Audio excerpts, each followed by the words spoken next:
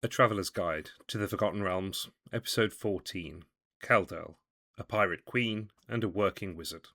A letter from Falrien Sunesson to Lord Jamis IV Sandre of Silvery Moon. My dear Lord Sandre, I promised to tell you of the Wizard of Kheldell, and I will in due course, but I have spent the latter part of this afternoon in the company of the proprietor of the Stag at Rest. You may recall that, at the end of my last letter, I'd been somewhat shaken by Chandra Ewanwood, a strange local child who seemed able to peer into parts of me that I had not known existed. I therefore retreated to the Stag to sort through my baggage, such as it is, and clear my thoughts. The place was near deserted at that hour, the only other soul inside being a boy turning an enormous haunch of horse over the fire. I watched dripping fat hiss and spit upon the flames as I waited for my previous letter to dry, considering how to begin this letter, when a looming figure crossed before me. She, and she truly is a most impressive woman, laid a cup of stag fire upon the table and lowered herself onto a protesting stool. I give you, my lord, Delgara the Slim, Dauntsword, enormously fat, grey-haired and puffing. Her voice surprised me, almost as much as the woman herself. It was slow, rich, and unmistakably not of Kheldell, carrying the bright L's and hard T's of the far north. Luskan, I thought at once. The girl got to you, I see, pretty boy, she said. Apparently, my face was all the reply she needed. Delgara has hard hands, short nails, and calluses, hands accustomed to work far harder than a scrubbing counters, but not the cracked claws of a washerwoman. She slugged back her own stagfire and drew breath through her teeth, revealing windburn crow's feet at the corners of her bright blue eyes. I did the same, managing to disguise a retch as a belch that was probably flammable. She weighed me for a moment, running a thick finger across her lip. "What's a temple-bred half-knife here doing in this sty?" she asked, fishing a strip of jerky from a pocket hidden somewhere within her voluminous dress. While I considered my response, she drew a slim, shimmering blade from her immense cleavage, cut the meat in two, and slid half across the table to me. "This particular bastard had the good fortune to be born with this face," said I, "but never with sufficient affection from his goddess to receive her blessings, madam." She scoffed at that. "Delgara, or Dauntsword, take your pick. You're always so self-pitying," she said. Her question landed harder than I expected, but she was already pouring fresh splashes of regret into our cups. "I spoke with Corvin about you," she continued. "Says you're bright, have a way with words, and that you fight like a dwarf. But those hands of yours don't match. I couldn't care less about you and Firehair. Tell me how a temple boy learned to fight like you do." So I told her. In truth, much of it poured out of me. Heartward Hall, the years spent seeking Sunni's attention, poverty in Silvery Moon, the last of my coppers, and this mad commission of yours. Yet, somewhere in the telling, I realised that I had more worth saying about the time since Phandalin than about the entire decades of my life before it. Had Sunni ever granted me the life I begged of her, I would never have left the temples. I would never have seen any of this. Delgara considered that for a time, chewing us slowly upon the jerky. "So what's next?" she asked. I shrugged. "I'm just seeing where my feet take me." "Fair's fair," she said at last, and began her own story. Delgara was not the name given to her by her parents. She claims not to remember them. It was given to her by a priestess of Umberley, who found her wandering the seafront of Waterdeep, half-starved and alone. At 7 years old, she was apprenticed to a privateer to get me out from underfoot, and spent almost the entirety of the next 3 decades at sea. She learned the ways of the ocean. In time, the owner of her ship betrayed her, and so she stole the vessel, renamed her the Witch of the Waves, and turned pirate. Thereafter, she enjoyed a 12 years as a free woman, earning a formidable reputation among the pirates of Luskan. "I journeyed half the world and more," she said with a wistful sigh. "The bitch queen seemed fond of me then. I poured blood and treasure into the sea in her name, and she carried me home through storms that swallowed better captains. The dagger," she explained, "had been taken from the corpse of a priest of some panther god in the distant land of Mastica. Its blade was made from polished mounting glass and fixed between golden side pieces engraved with the likeness of a feathered dragon. But all that came to an end," she said. She ran her thumb across the flat of the blade. "A boy, an idiot boy, son of one of the kings of Luskan, tried to depose me, sway my crews. When I learned of it, I drove this into his throat, not knowing who he was." She held up the dagger. "I didn't know who he was at the time. But when his father and his armada came for me, I had no choice but to flee. I took the only chance I had, jumped overboard, swam 3 miles back to shore, and..." She held out her hands, gesturing to the room around us. "And here you find me, hiding." She became still, the pirate queen who'd once bestrode the oceans diminishing before my eyes, her life dwindling into hiding a 10 days' travel from the nearest seaport. I refilled her glass, unsure what to say. She threw it back and grimaced. "I hate this stuff. Worse than grog," she said. She drew a kerchief from her bosom and blew her nose loudly. "I dishonoured myself when I fled," she said. "I have no idea what happened to my men aboard the Witch of the Waves." From another pocket she drew a piece of coral, dingy grey with age. Its natural whorls formed the face of a woman, haughty and grim. The eyes stared into me. "This was hers, is mine. It came to me one day," Delgara said. "It was how I kept her close, you see. I didn't just betray my men, you see. I betrayed her, humbly. I spent a lifetime giving to her and taking her blessings in return. So much blood given to the bitch queen." She swallowed. "But when I was faced with dying a sailor's death, I quit. I ran, went inland. I don't know now whether it was in penance or some apology to her. All I know is that I haven't seen more water than can be found in a bath since." She turned the coral over in her fingers. "For all I know, the father from Luskan is dead now. No one has ever come looking for me, but every time a strong wind blows or the stream floods, I grip this ugly thing and wait for her cold kiss." For a long time, neither of us spoke.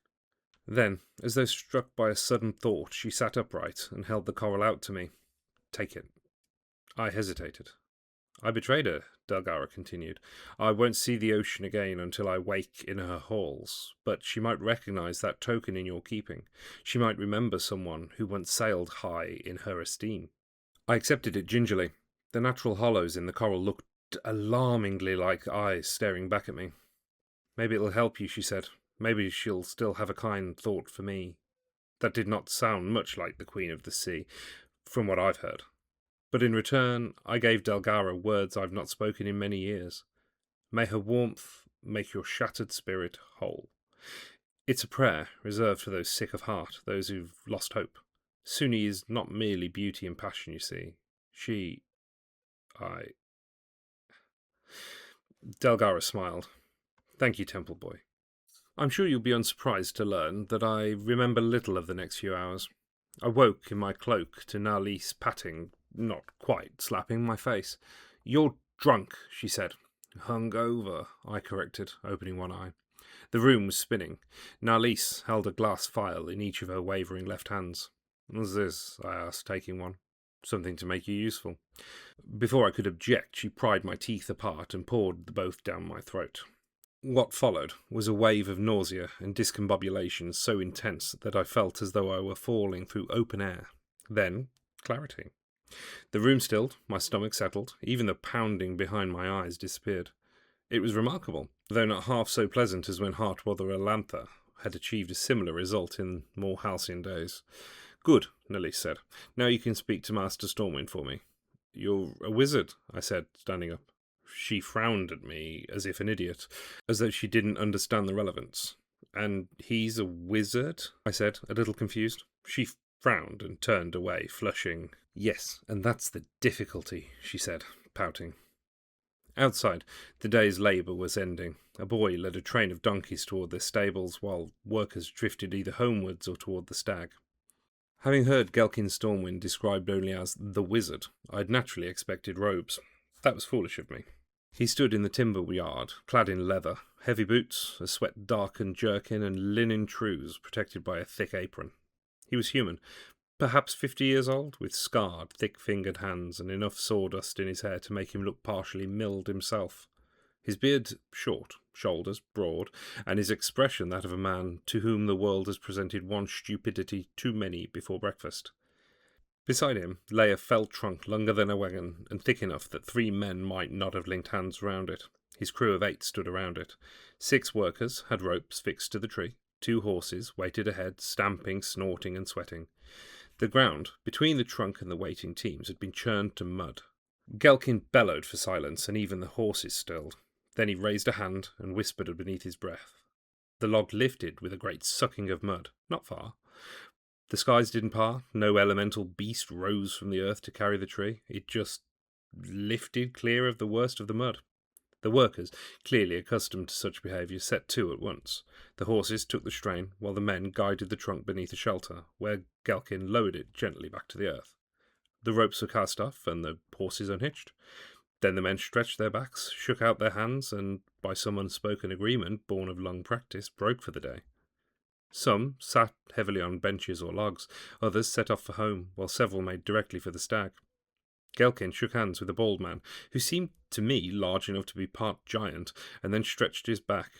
It was an amazing sight, not because of its grandeur, nor any improbability of a man who looked capable of wrestling bears employing the art, because it all just seemed so normal. I've seen magic used to dazzle, frighten, and heal. I've seen it used to draw children safely from impossible births and reattach severed limbs. Here it reduced hours of dangerous, laborious labour into a matter of minutes. Nhalis was stood behind me, watching in silence. Even her hair was still. In the end, she didn't need me to speak. Or perhaps she nearly needed company, reinforcement, while she found her voice. "You've learned the art," she said once Ghelkyn was alone. There was no scorn in her voice, only a kind of astonished admiration.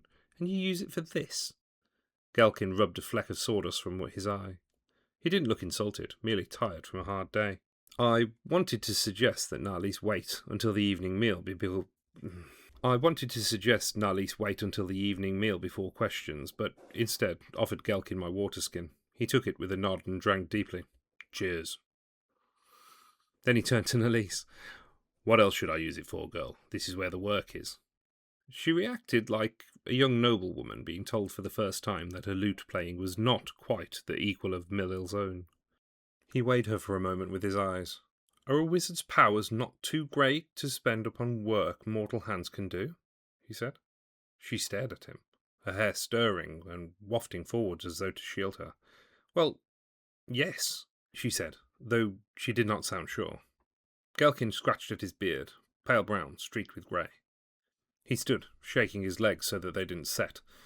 "On the day I arrived here," he started, 3 men died. One was crushed beneath a falling tree. Another collapsed, clutching his chest while helping carry him back. A third cut himself, trying to stop the first man's bleeding, and died of the wound festering some days later. He gestured toward the main mill. "That day, I helped move the tree and bring the men back here. Then I stayed. In the 10 years since, fewer than a dozen workers have died. We bring out more timber, with fewer deaths among men and beast. The druids are happier too, because we do less damage bringing the trees out." He shrugged. "I don't see the problem." He spread his hands, inviting reply, eyebrows raised. "I confess, my lord, that I liked this man immediately." Nhalis, however, did not answer at once. That was interesting. She's plainly spent much of the last few years in or around learning as both her occupation and purpose. She stumbled over words for the moment. "But you could do more," she said, her voice small. Ghelkyn smiled kindly and looked toward the timber yard. "I do more every year." "No," she said, shaking her head, flustered. "I mean you could become more." He frowned. "More what?" She opened her mouth, but no answer came. She's young, you see, gifted and not yet fixed within herself. Perhaps in part because she does not yet understand her own nature. I've known many like her in the temples, courts and libraries, souls standing at the door of life, unsure whether entering would represent a triumph or a surrender. Ghelkyn is somewhat of an existential problem for her. Not an unpleasant problem, perhaps, but one she cannot dismiss. Nhalis had expected, I think, that Kheldell would be just another stop, a miserable layover in the rain, useful only because the road and caravan required it. Instead, she has found a wizard who has rejected, or outgrown maybe, an assumption she had not yet even thought to question.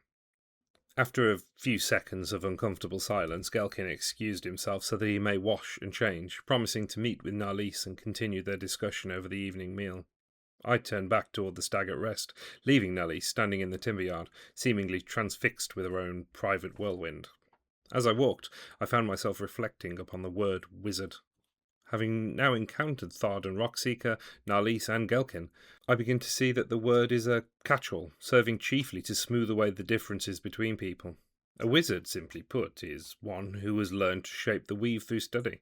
What might be achieved through that skill seems limitless. Perhaps as a result, we mistake limitless potential in the art for limitless ambition in the individual. Yet wizards are also parents and children, members of communities, and often professionals. Nobody asks why an alchemist brews tinctures, an enchanter turns a beautiful carpet into a conveyance, or a fortune teller appears spreading his cards in a market square.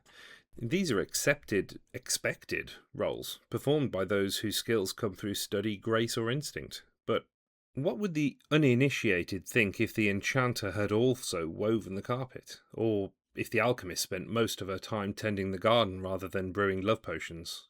I suspect Ghelkyn was always a timberman. He merely spent years learning the skills that finally allowed him to become one. I imagine that, the farther I travel through this beautiful world of ours, the more such strange examples I shall find. At the doors of the Stag, I was halted by someone calling my name. Corvin was approaching, astride his ill-tempered mare, Clover. "I heard you were worse for drink," he said, pulling up. I explained my enforced sobriety. He grinned and offered me a hand. "I want to come and meet the tree wizards." I assume, now, that he means the druids. I kept him waiting, only long enough to collect my pack, reflecting that I'd spent the day with one person who had lost a place in the world, another who had found his, and a third who had only just realised that she would need to find her own.